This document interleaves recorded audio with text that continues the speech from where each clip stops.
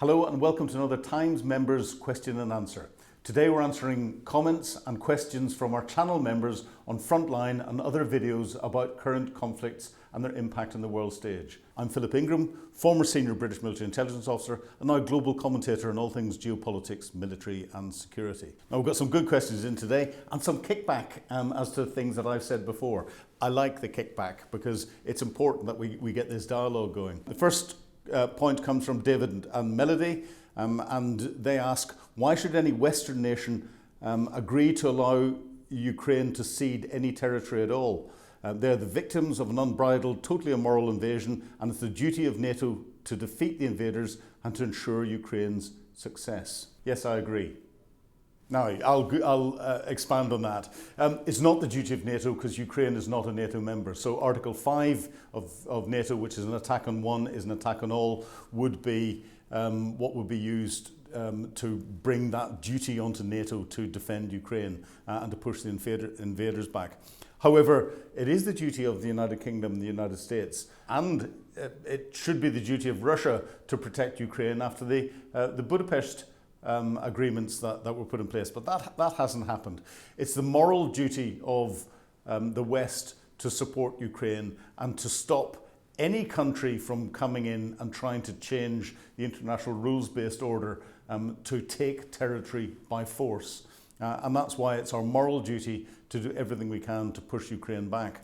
We should not accept any point or any final settlement where Ukraine is forced to give up territory for peace. Now, President Zelensky has offered to temporarily give up territory to then go for a negotiated longer-term settlement, recognising that he doesn't have the military wherewithal and unlikely ever will have the military wherewithal to physically push the Russians out. However, that doesn't mean that the conditions can't be set in Russia at a higher level to stop the Russians having the ability to continue their military operations and force them to withdraw.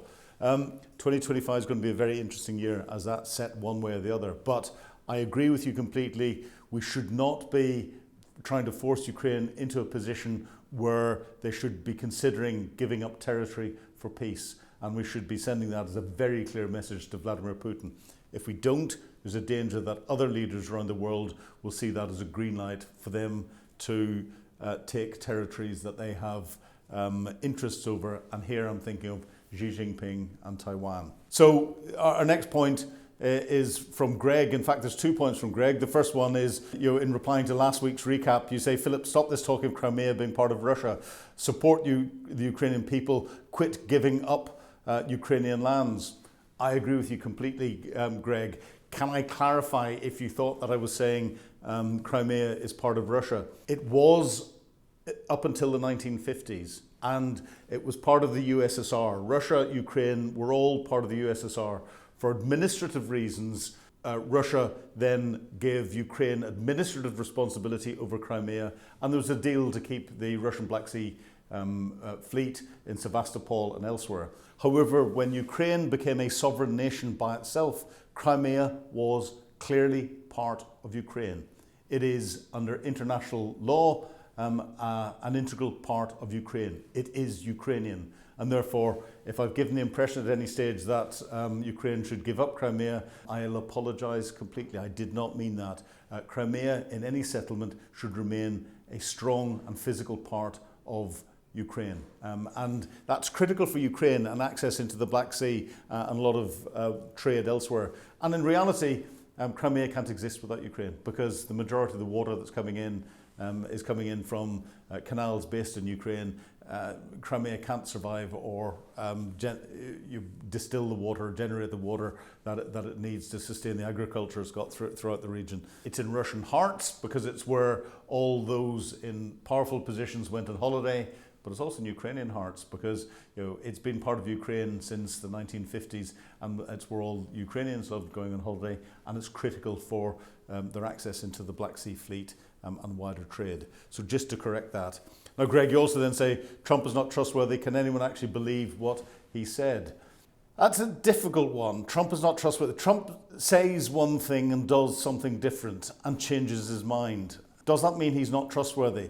I think what we see as Trump from a front and from a persona and what's going on behind closed doors are two different things. The difficulty with Trump is he's unpredictable. With that unpredictability comes a lack of trustworthiness when it comes to international diplomacy, and people are always anxious that he's going to change his mind, and that's why we automatically assume him as being not trustworthy. I think it's too early to tell when it comes to Ukraine exactly how he's going to play out, but I do think that the relationship between Trump and Putin is not as cozy as people had first thought, and I think Putin is setting up himself to front up to Trump, and Trump won't like being fronted up to by Putin. That can only play well for Zelensky, but we have to see. Next question comes from Julie, or point comes from Julie, and she says, it seems like intelligence sharing with Trump's United States should stop right now. Well, yes, a lot of people are questioning whether Trump, his choice for Secretary of State for Defense or his choice for heading US intelligence agencies would mean that our intelligence is potentially going to be compromised. We have a special relationship with the United States from the UK. That special relationship is in addition to us being part of the Five Eyes community. So Five Eyes, United States, Canada, United Kingdom, Australia, and New Zealand. But within that Five Eyes community, there's a special relationship between the UK and the US. That special relationship started in World War I, where we set the conditions to intercept German communications. We intercepted the Zimmermann telegram.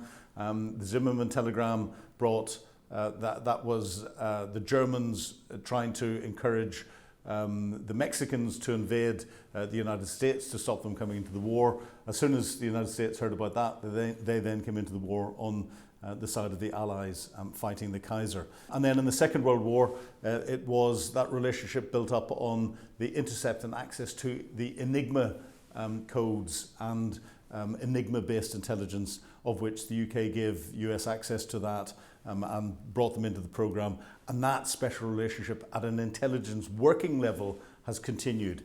At that working level, there will still be intelligence sharing. At the higher level, what's briefed and what's not briefed can be controlled, and the agencies are well versed in making sure that those in senior positions get what they need to do their job, but they might not necessarily get the completely sensitive elements that you would not want someone who may inadvertently let slip where it's come from or what the detail is. There's ways and means of keeping that away. So I think that's what we're going to see, but intelligence sharing will definitely be here to stay. Then we get a couple of questions from Steve. And Steve, I think your first question comes from you watching the Simon Woodiwiss video, and you say we give these guys the right support. You're talking of the Ukrainians here, then more people will get into uniform. This is about the first on the ground perspective on the draft and conscription in Ukraine that you have heard. And yes, that's exactly what Simon was talking about.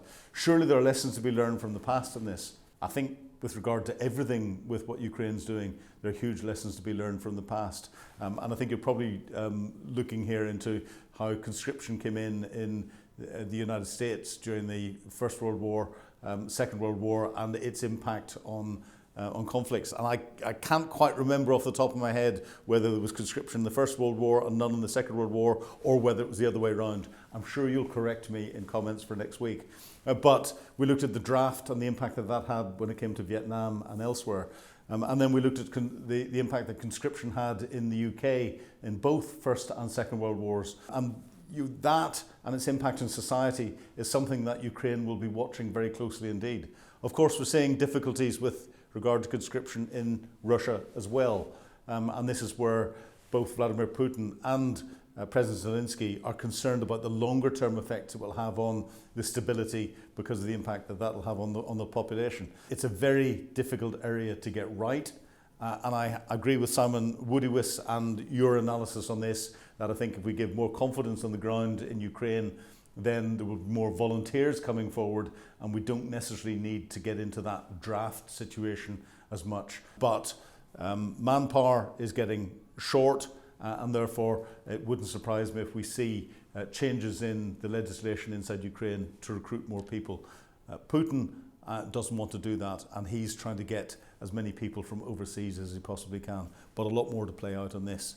Your second point, Steve, is President Zelensky has no alternative other than to play Donald Trump. He's fighting for the life of his nation's soldiers.